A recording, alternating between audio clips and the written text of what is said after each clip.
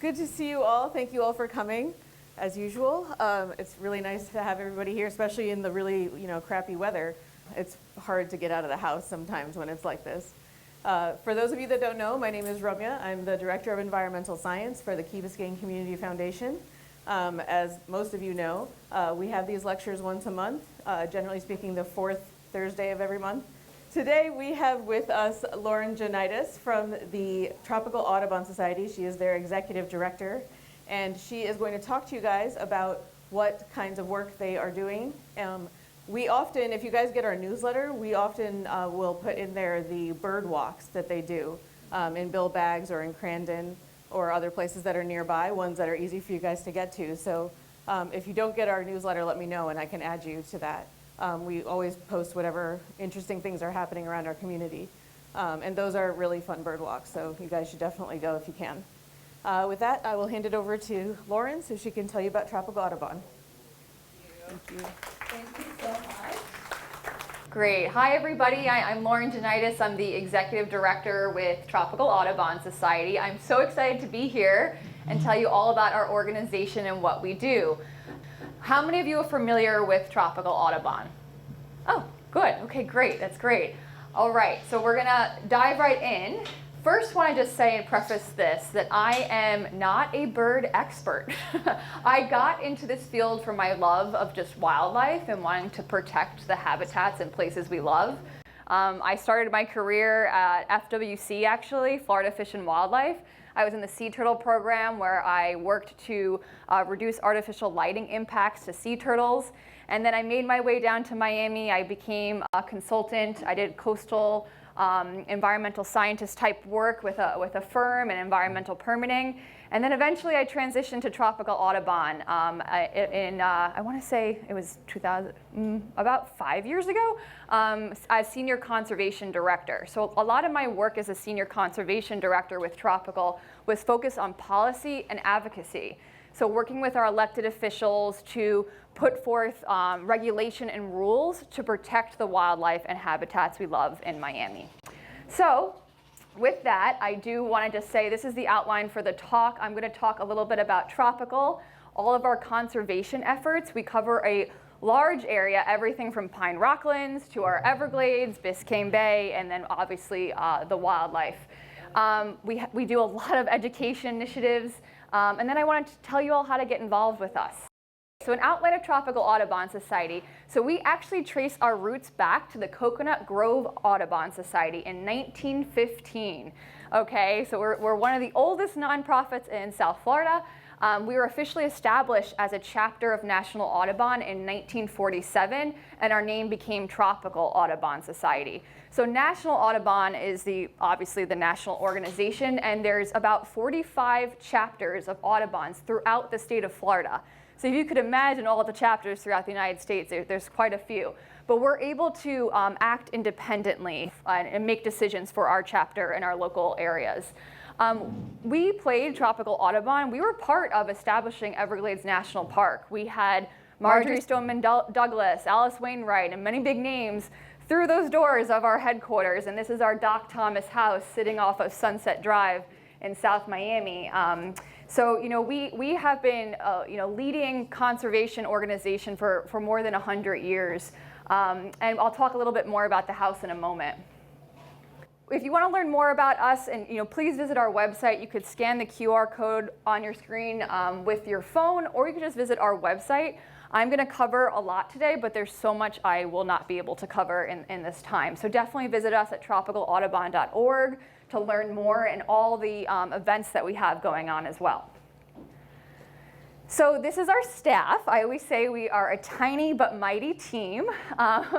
There's everything from Anna Lima, our communications director. We have DJ, who's our education director. Jennifer, our communication and membership assistant, helping with a lot of our media. And then Amy wears a lot of hats, as you could see. She's our master gardener, events, grounds, and volunteer coordinator. So, we do a lot, and this team is just so passionate. We're also, backed by an incredible board. I have one of my board members over here, Karen. And so our board offers a lot of support to us as well. as we move forward with all the initiatives that we have. So Tropical Audubon Society, our mission is to protect and restore South Florida ecosystems, focusing on birds, other wildlife, and their habitats. And we do that through 3 pillars. That's conservation, education, and preservation.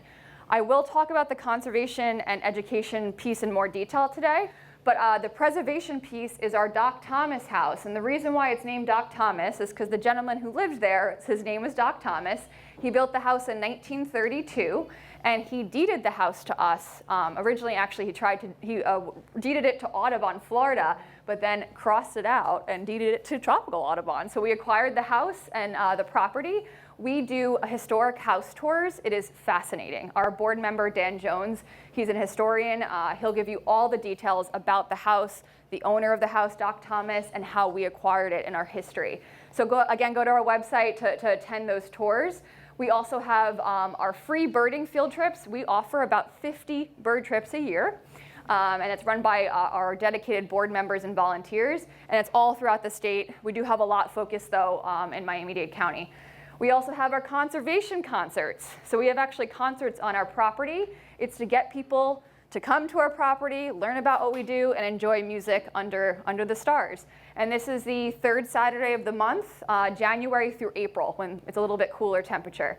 And then we have a lot of youth, birding programs, and I'll talk about the ambassador program a little bit later. And then again, a lot of our policy efforts, the top left photo of me at a county commission meeting, always meeting with elected officials to get policy and regulation move forward to protect the places we love. So our impact, I'm going to talk about our education and community engagement, environmental conservation, again, all the things listed there, and then our influence in Miami-Dade County. So I always like to start off with a success story.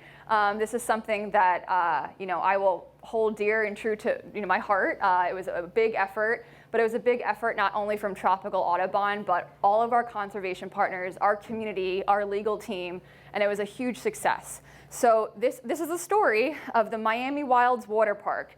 This was located and proposed outside of Zoo Miami. Does anyone know about this, the story of Miami Wilds? Okay. So I'll talk a little bit about this. So this was a great impact story. Essentially, the county entered into a lease agreement with a developer known as Miami Wilds, and they wanted to build a water park and retail space in, as you see in the map here, in the parking area of Zoo Miami. And then also they wanted to do, right here, they were going to propose another parking lot. And then the top right up there, they were going to propose this hotel and retail space.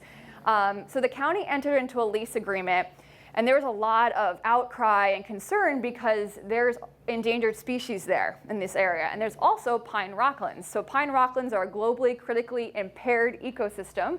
There's only 2% left of it outside of Everglades National Park.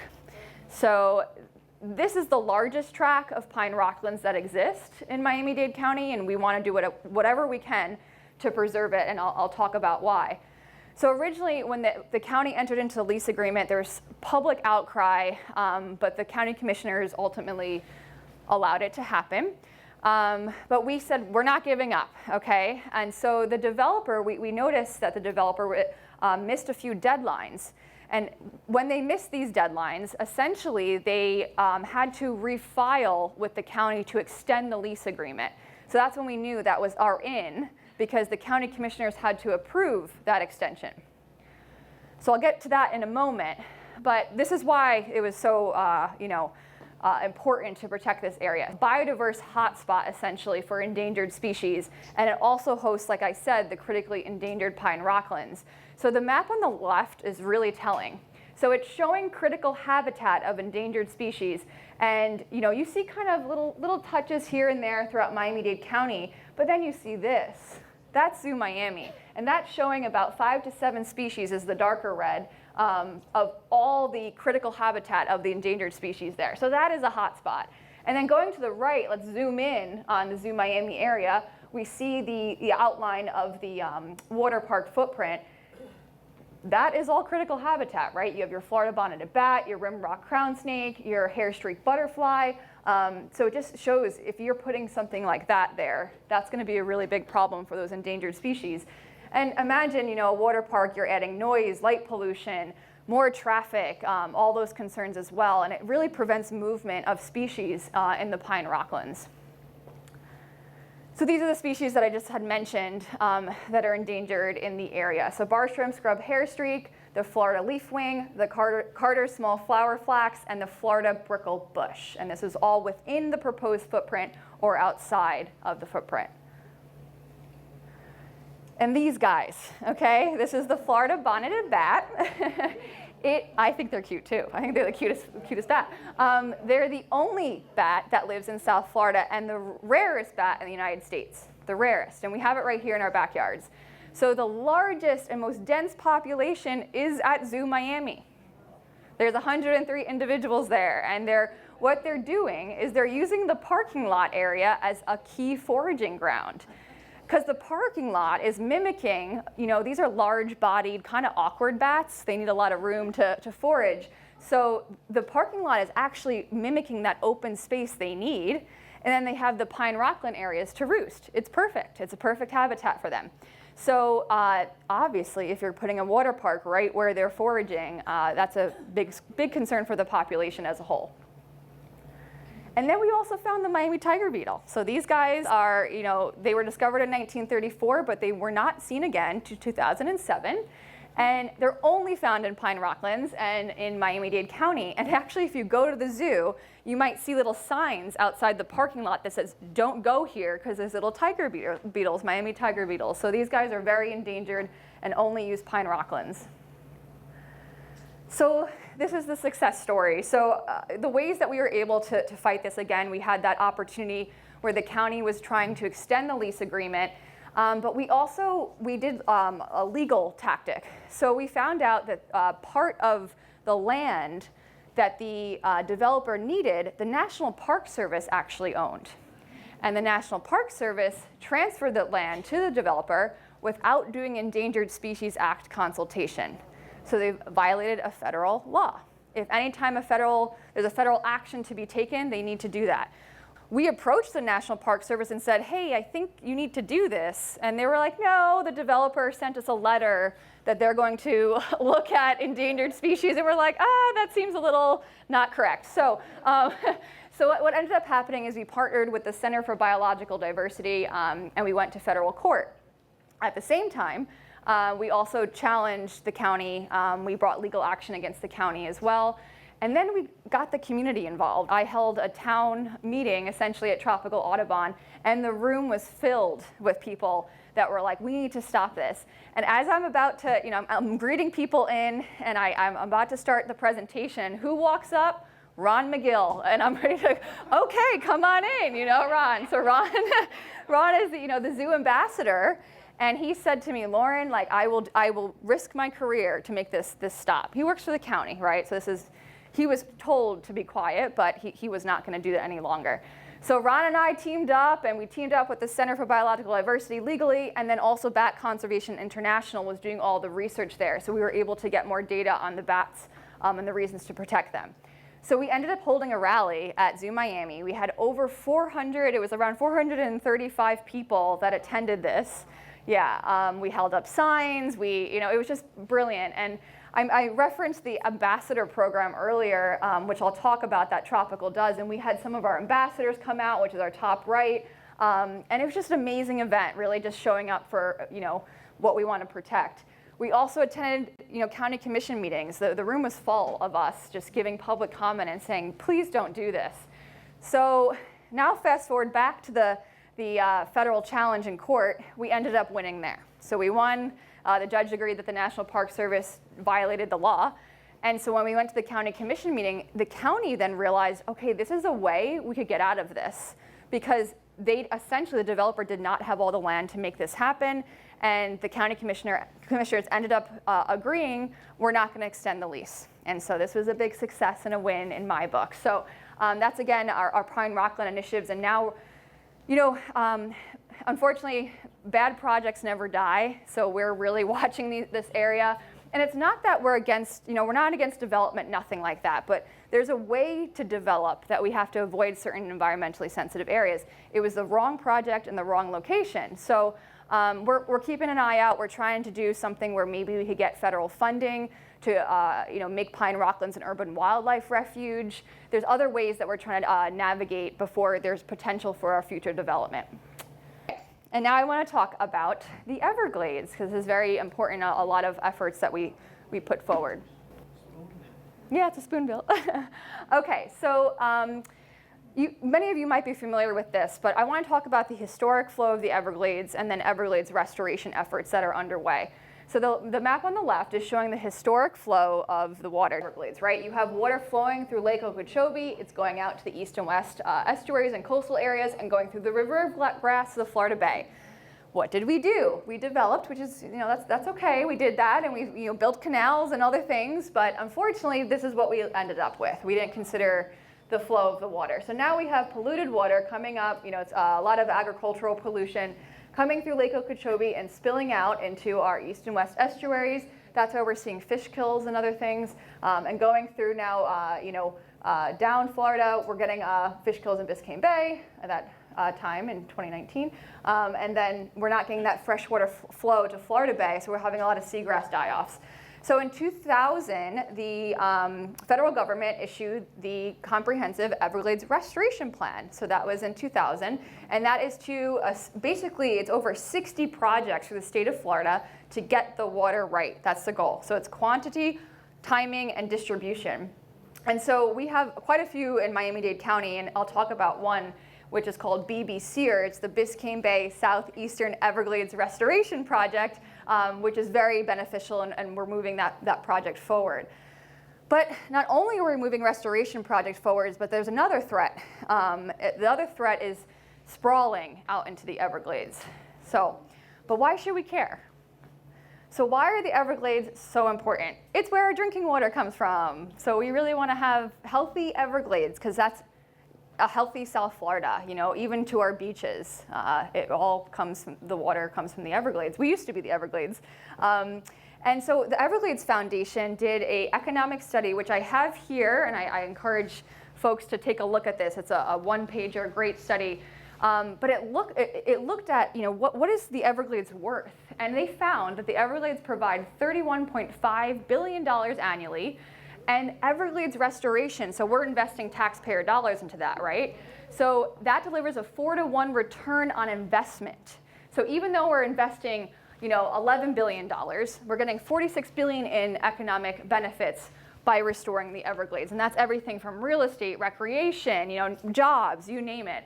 And they actually project that it's $1 trillion in natural benefits projected over 50 years.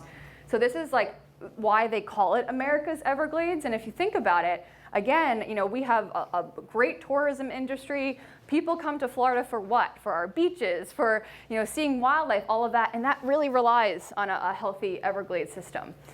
But what's happening in Miami-Dade County? We have development that is threatening that, and I'll talk about that in a moment. So does anyone know what the urban development boundary line is? Oh yes, okay, we have one hand. This is so important. Yeah, so the urban development boundary line is essentially a line that marks where growth can occur and where land is protected. So this map on the left here, the thick black line that you're kind of seeing, that's our urban development boundary line. And so again, inside the line, development is allowed. Outside the line, it's like mostly restricted. The goal is to safeguard farmlands, wetlands, and also the Everglades and our drinking water supply. So it really exists, again, to protect the environment. And so, we have a lot of efforts. There's been a lot of, development threats that are trying to move the line. They're trying to get it moved and to build different infrastructure out there. And I'm going to explain why that's not a good thing. So again, developers can apply to move this line. It's not that it's like a permanent line forever, but it requires public review. It requires an application for the Comprehensive Development Master Plan, which is our plan to guide growth in the county.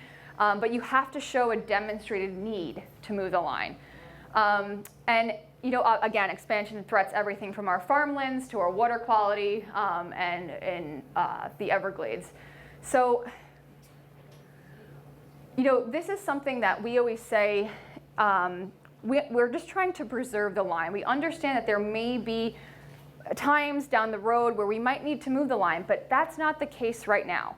And what Tropical Audubon continuously echoes is we have enough infill space within the line. So there's enough space still to build within the line. And we just have to be a little bit more creative on how we're building. So I just want to mention, obviously, when you push outside the line, not only is it environmental impacts, but you have to bring the infrastructure out there. So if you're going to build, you have to bring the fire department, all those things, which are taxpayer dollars as well. So that's why we're really trying to encourage what's called smart growth and designing communities in ways that are livable, walkable, and within the line. Something else I liked, I just actually was downtown yesterday at the what's called the task force. They're looking at modifying our comprehensive development master plan, again, which is a plan that guides growth. And I was down there talking about that we need to turn, old warehouses or abandoned vacant strip malls, let's turn them into multifamily housing, townhomes, other ways. Let's be creative here. So, and it was really great because a lot of the task force members are in agreement with that. So that's really what we echo at Tropical Audubon. So I just wanted to give an example of what harmful sprawl is in a project that continuously is trying to move the UDB. So this is the story of the South Bay Logistic Hub. This was a project that was proposed in 2001. When it was originally proposed, it was about 850 acres. It's a really large swath of land. It's right near Homestead Air Reserve Base, and it's a massive project that they wanted to basically convert agricultural open land into an industrial complex. They wanted to put like an Amazon warehouse there.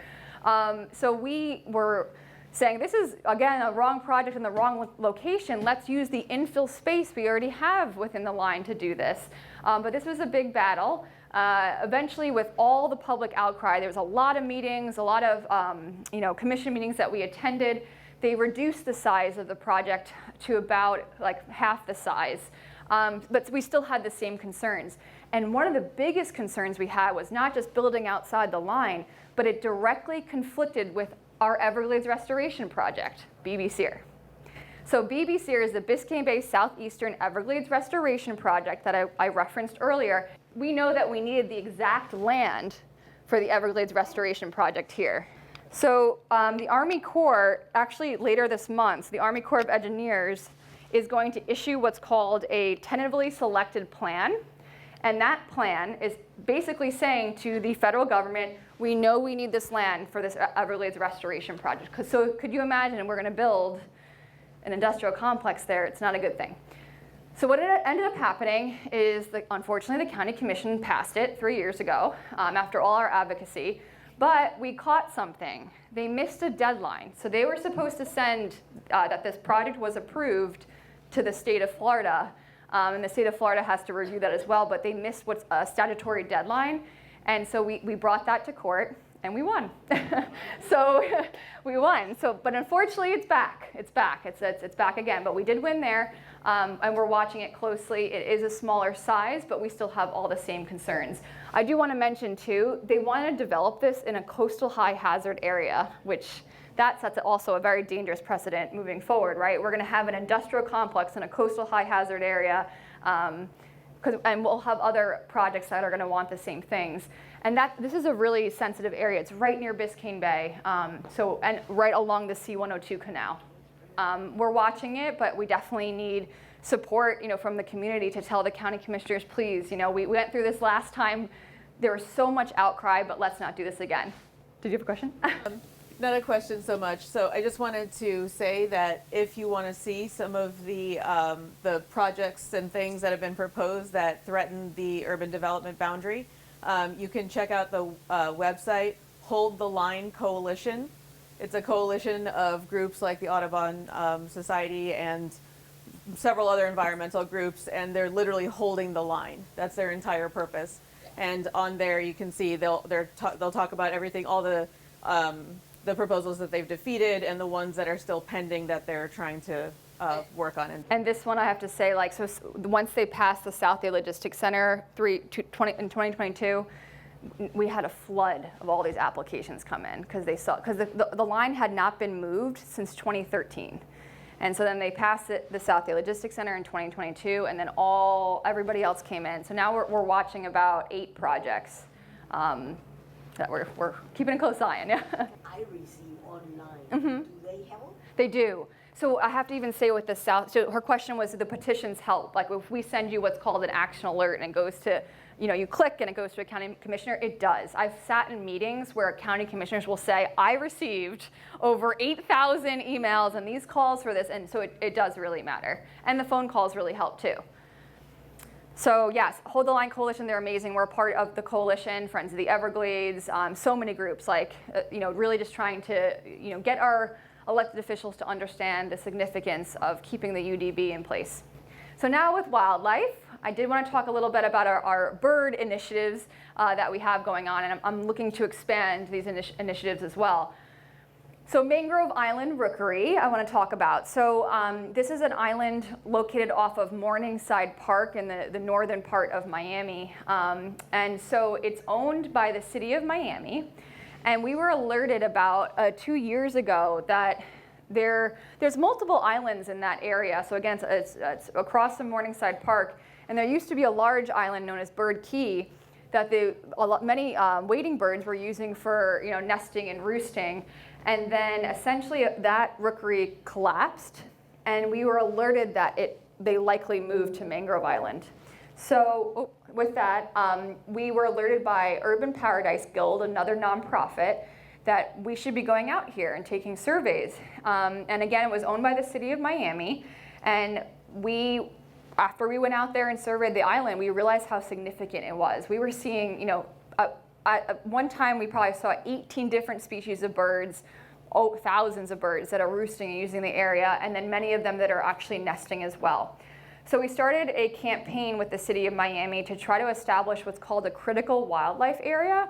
So this is an area that is essentially marked off from people. It could be seasonally or full year. And so we went to the city, but there was some pushback with that. And so essentially they said, you don't have the data. There's not enough data. So I said, okay, we're gonna go get the data. So for the past 2 years, every month, we've been going out and surveying Mangrove Island. We're also surveying for disturbance data, because part of that with the Florida Fish and Wildlife is they wanna see if the site is being disturbed.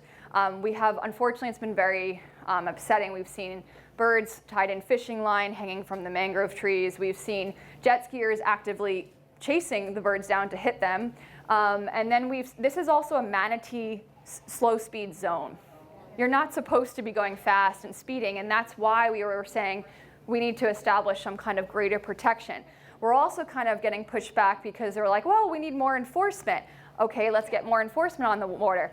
We don't have enough money or bandwidth. So this kind of this back and forth, but we're trying our best right now with the city, with FWC, and also the Aquatic Preserve. The Aquatic Preserve is there. However, our advocacy is working. So all the data that we have collected, going to the meetings and speaking up, I discussed with the Aquatic Preserve folks. The Aquatic Preserve, they own the water. They own the submerged land. It's the state, essentially. And so they're able to put up educational buoys. And so it's been a bit of a process, but I just was informed about a month ago that they just received their Army Corps permit to install the buoys. They're still waiting on another state permit. But then they'll be able to install educational buoys around the island. And I do believe that will be very impactful and helpful, because if I'm a jet skier and I see a buoy, I would think, let me avoid or let me see what that says. So we're hoping that helps a bit. So that's one of our initiatives in Biscayne Bay to save and protect this rookery. I mean, we're seeing everything. This is a reddish egret. It's the most endangered egret in Florida. We have magnificent frigate birds. These guys only nest in the dry tortugas, and we're seeing nesting behavior in them. Like, this would be the first time ever if a magnificent frigate bird nests on this island. That's never been documented before. So it's pretty significant. I see a question here. Yeah, so Bird Key's a little bit more like near Pelican Harbor Seabird Station area. So there's multiple islands there, yeah. What do they call the one right across from the marina where I see those birds? Oh, I don't know the name of that one, but I've been told that before too. So I've had people, A lot of them are there. yeah, and so that's why I do want to expand these initiatives. Like, I need to get more staff to do it, or volunteers, but I really want to survey other rookeries that we know are significant. We refer to that one as Bird Island, but I don't think it's Oh, Bird Island. Yeah, I don't think it's an Okay. official name. Bird Isle, when Yeah. people around my boat. Okay, Bird Island, yes, okay. So you can even see here, I mean, this is, all the different birds that are the little white dots and things that are nesting here and roosting. And I saved the best for last, our Crandon Shorebird project.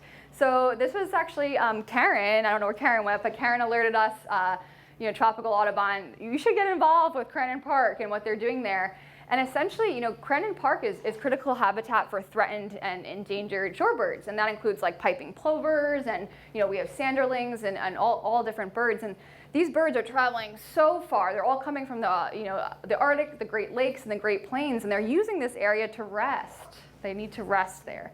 What we're finding though is, and what we've been told is sometimes, people are going up to them, disturbing them, or you might have a dog or some other disturbance, and these birds really need the time to rest.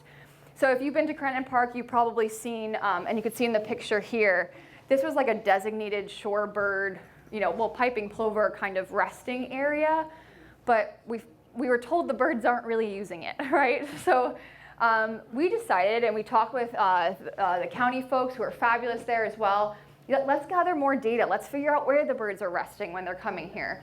And so what the county did is they installed signs. You'll see signage all over Crandon Park, and it includes a QR code to what's called the iNaturalist app. And I'll talk about that and how you all can get involved as well and report data. So again, the goal here is we want to create, figure out where the birds are, where they're resting, and then we could establish, actually we're thinking temporary fencing, some kind of temporary, we could put it in, it could protect the birds have a place to rest, because birds, they'll move, right? They'll move probably the next year somewhere else, and we just need to figure out where the best place is for that. Again, I'll talk about iNaturalist, but we're really trying to get the community involved here and be part of reporting where shorebirds are in Crandon Park.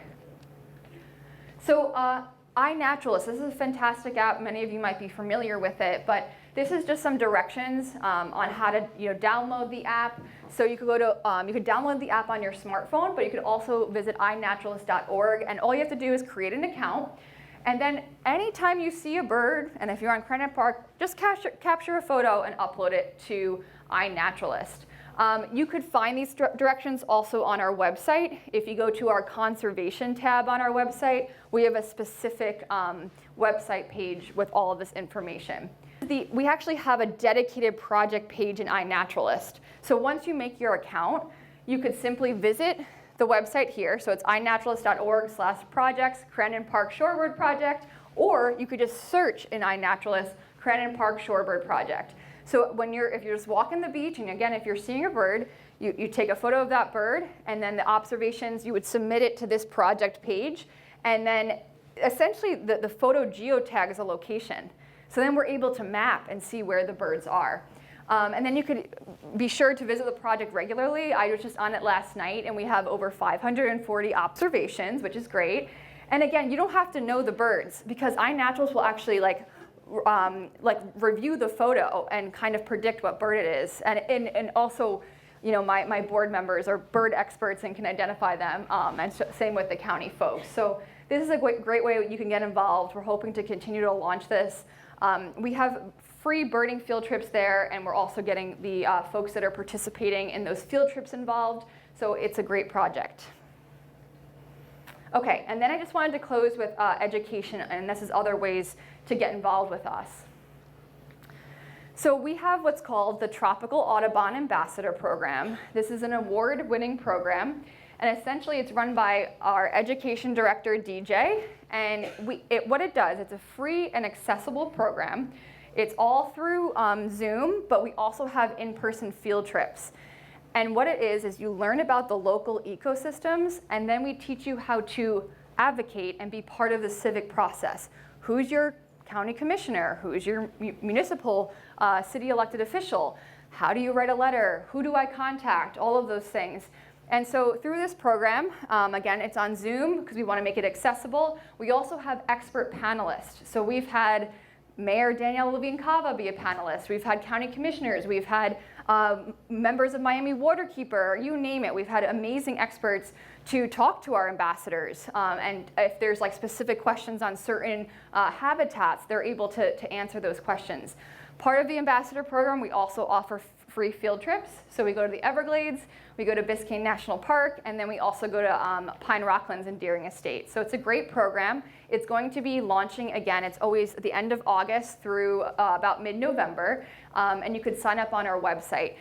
I am very proud to say, since the program launched, we've had over 400 adults graduate.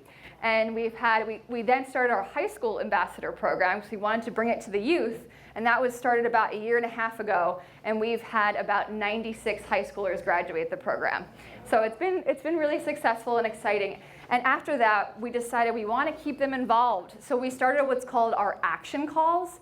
And that's a great way. So after you graduate the program, you participate in our monthly action calls where it's all previous cohorts of the ambassador program, and we're talking about issues in our local areas. So Tropical Audubon will update on issues that we are fighting against or advocating against, and we get our ambassadors to stay involved. But we also have our ambassadors on the ground that are doing the same thing. So it's really brilliant, and I've seen some of our ambassadors just really take this on and advocate again for the places that they love.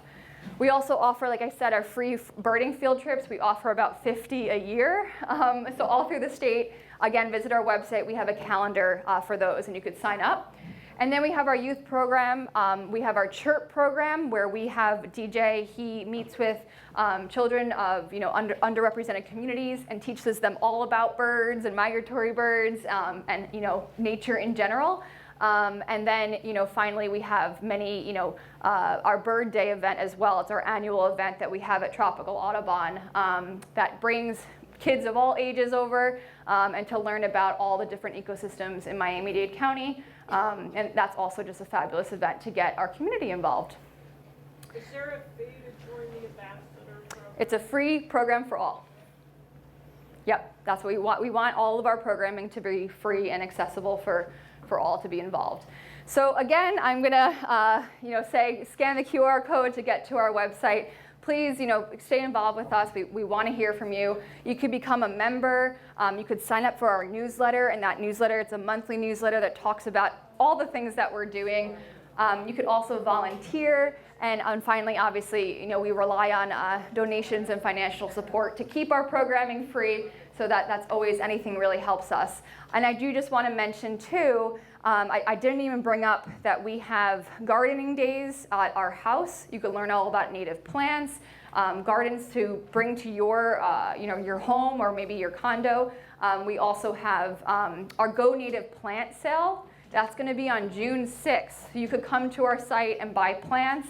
And you can learn from our master gardener. You could tell her, hey, my yard gets a little bit of shade, and then I have sun at this time, and she will tell you the exact native plant you need to bring pollinators to your yard and birds. So with that, please stay in touch. This is all my contact information and also our social media handle. My email is just lauren@tropicalaudubon.org. And finally, any questions? You could sign up on our wait list. So it's our ambassador program is August through November. So it's every year. Yeah. What is the main source of income for you guys? Main source of income. Grants, and then we have some foundational funding. Is this at county, state, or federal level? We actually we don't have any grants from county, state, or federal, which is. So only. So it's only foundations, grants that we get, and then private families. The thing with grants though, it's difficult because it's so program specific. So we run into some issues where, for example, just maintaining the house, right? That's a cost that we need or maintaining our yard. So it's there's definitely restrictions with grants, and so we definitely encourage unrestricted type funding. How is the trend of grants have been coming in the last 5 years?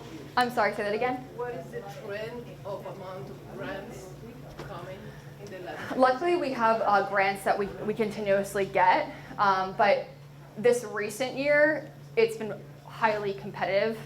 And so there's some grants that we expected that we did not get. So we were definitely seeing like a little bit of a decline there. I know. So the house is off of Sunset Drive in South Miami. So if you know Sunset Palace, we're right there. So it's like it's literally a little oasis in like the city around us. Any other questions? They also have book sales that are excellent and extremely inexpensive. Yes. Thank you. Yeah, there's the butterfly garden.